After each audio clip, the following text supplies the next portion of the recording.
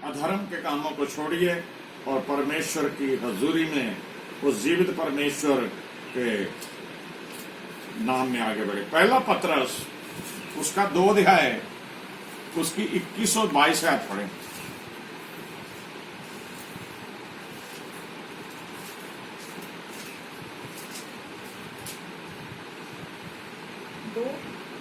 दो अध्याय, पहला पत्रस 2 अध्याय उसकी 21-22। कि तुम इसी के लिए बुलाए भी गए हो, तुम इसी के लिए बुलाए भी गए हो, क्योंकि मसीह भी तुम्हारे लिए दुख उठाकर तुम्हें एक आदर्श दे गया है, तुम्हें एक आदर्श दे गया है कि तुम भी उसके पद चिन्हों पर चलो, तुम भी उसके पद चिन्हों पर चलो। ना तो उसने पाप किया, ना यीशु मसीह ने पाप किया, और ना उसके मुंह से छल की कोई बात ना उसके निकली। मुंह से कोई छल की बात निकली। आमीन। हमें एक पद चिन्ह दे गया परमेश्वर, हमें एक आदर्श दे गया परमेश्वर। उसने पाप नहीं किया, उसके मुंह से कोई छल की बात नहीं निकली, उसने किसी का दिल नहीं दुखाया, उसने किसी के साथ धोखा नहीं किया, उसने किसी के साथ बुराई नहीं की।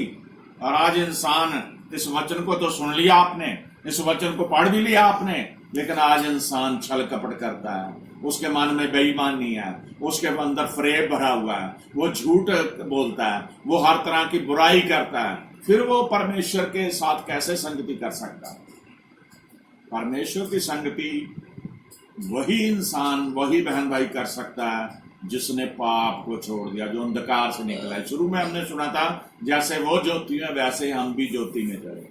ज्योति में आप तभी चलोगे जब आप मसीह के साथ संगति करोगे।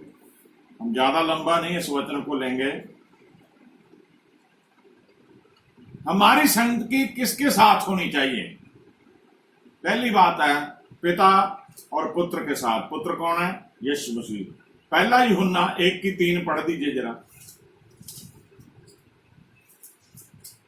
जो कुछ हमने देखा, पहले भी मैंने पढ़ाया था ये, इसमें लिखा जो कुछ हमने देखा और सुना है, उसका समाचार तुम्हें भी देते हैं, उसका समाचार तुम्हें भी देते हैं, इसलिए कि तुम भी हमारे साथ सहभागी हो, इसलिए कि तुम भी हमारे साथ सहभागी हो। और हमारी ये सहभागिता पिता के साथ, हमारी ये सहभागिता पिता के साथ और उसके पुत्र यीशु मसीह के साथ उसके है। पुत्र यीशु मसीह के साथ है। पहला क्रंथियों 1:9 पढ़े जरा।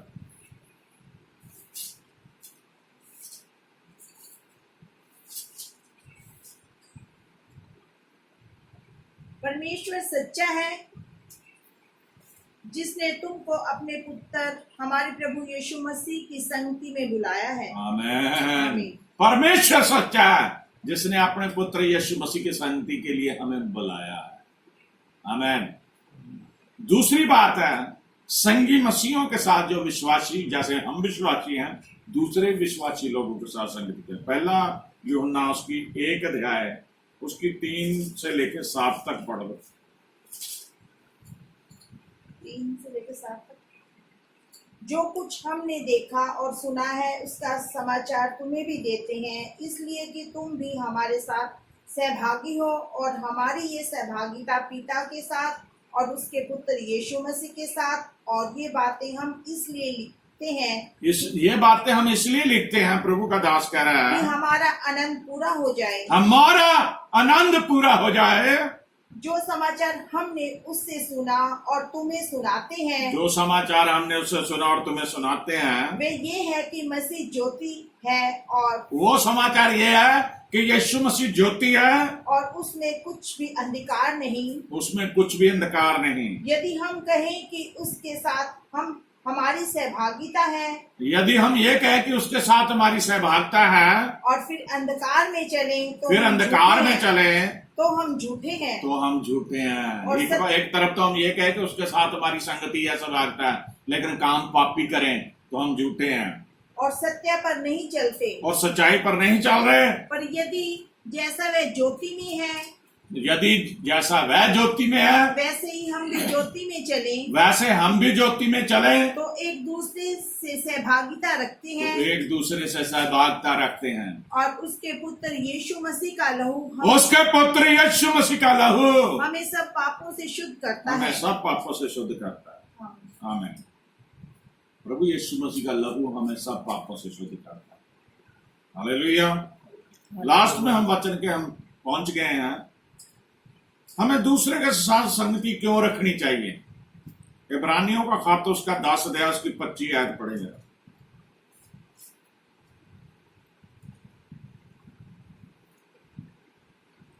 एक दूसरे के साथ इकट्ठा होना ना छोड़ो। हाँ, समय बहुत नाजुक चल रहा है मेरे अजीज बहन भाइयों।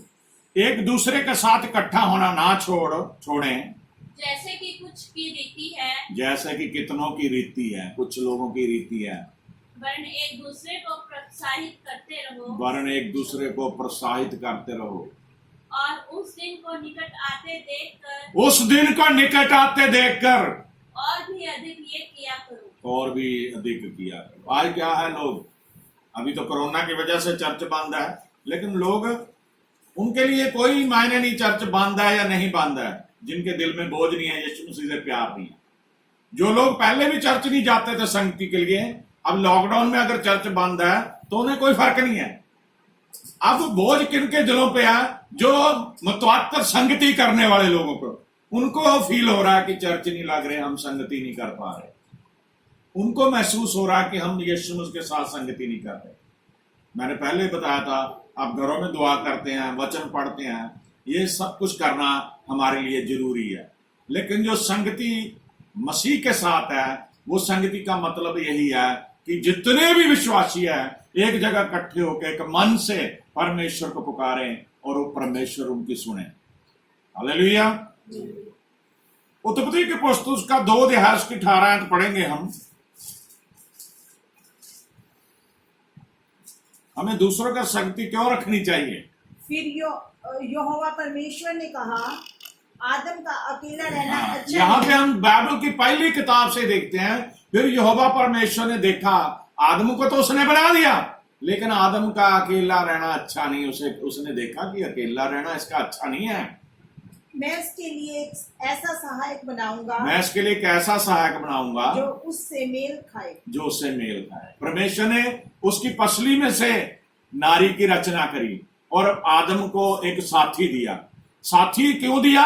कि वो दोनों इकट्ठे रहें, दोनों संगति करें, दोनों परमेश्वर से बातचीत करें, दोनों परमेश्वर के संग रहें। बाइबल में लिखा, जहां 2 या 3 जन मेरे नाम के लिए जमा होंगे, उनके बीच में मौजूद हूंगा। पति पत्नी और उनके बच्चा या उनके बच्चे, 2 या 3। अगर 2 या 3 जने भी बैठ के प्रभु के साथ संगति करेंगे, वहां भी वो मौजूद है। बोलो हालेलुया। इसलिए मेरे अजीज बहन भाइयों, परमेश्वर के वचन की तरफ ध्यान करें। परमेश्वर को शुरू से ही पता था, वो चाहता था कि जो भी, जब उसने आदम को बनाया और आदम का अकेला रहना उसे नहीं अच्छा लगा, उसने हवा को बनाया और परमेश्वर चाहता था कि वो मेरे साथ संगति करें। और आज पूरी दुनिया में इतनी विषम में आबादी है, तो परमेश्वर चाहता है कि सभी उसके साथ संगति करें। लास्ट में आज का वचन हम पढ़ेंगे मरकुस रसूल के इंजील, मरकुस रसूल 6 अध्याय की 7 है।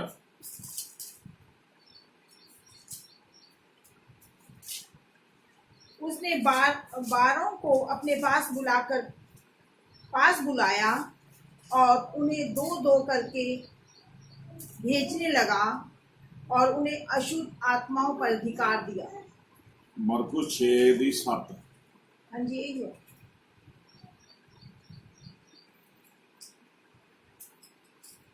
दोबारा पढ़ें। उसने बारों को अपने पास बुलाया और उन्हें 2-2 करके भेजने लगा और उन्हें अशुद्ध आत्माओं पर अधिकार दिया। एक परिपक्व मसीही, एक परिपक्व विश्वासी ने बनाया। अब लास्ट में हम देखते हैं कि हम संगति कैसे प्राप्त कर सकते हैं। लूका रसूल की इंजील 24 अध्याय उसकी 32 आयत को पढ़ दीजिए।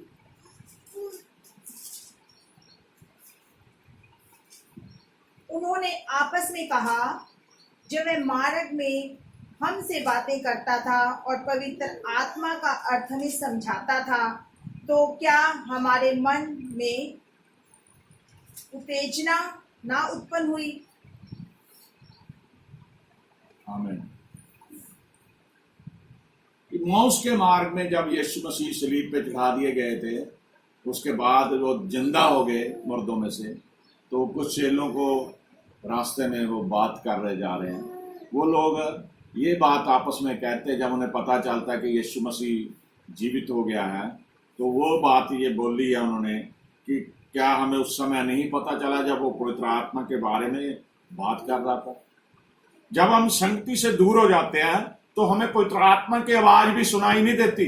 जब हम संगति से दूर हो जाते हैं, हम परमेश्वर को पहचान नहीं पाते, परमेश्वर की हजूरी को, प्रेजेंस को नहीं देख सकते। इसलिए मेरे अजीज भाई बहन भाइयों, जो वचन में हमने शुरू में पढ़ा कि जैसे वो ज्योति में है वैसे हम भी ज्योति में चलें और परमेश्वर के साथ सहभागी हों, परमेश्वर के साथ संगति करें, परमेश्वर के साथ हम मिलकर चलें, परमेश्वर के हजूरी में बढ़ें, परमेश्वर के नाम की बढ़ाई करें, परमेश्वर की जय जयकार करें और यीशु मसीह को अपना मुक्तिदाता, उद्धारकर्ता मान के अपना जीवन उसे दे दें और अपने जीवन में पहला स्थान यीशु मसीह को दें। अपने जीवन में पहला स्थान जीवित परमेश्वर खुदाबंद यीशु मसीह को दें और अपने जीवन में आशीषें पाने के लिए, अपने जीवन में बरकतें पाने के लिए, अपने जीवन में हर तरह की आशीष को प्राप्त करने के लिए जीवते परमेश्वर के साथ संगति में चलें। यही हमारी मसीही संगति है।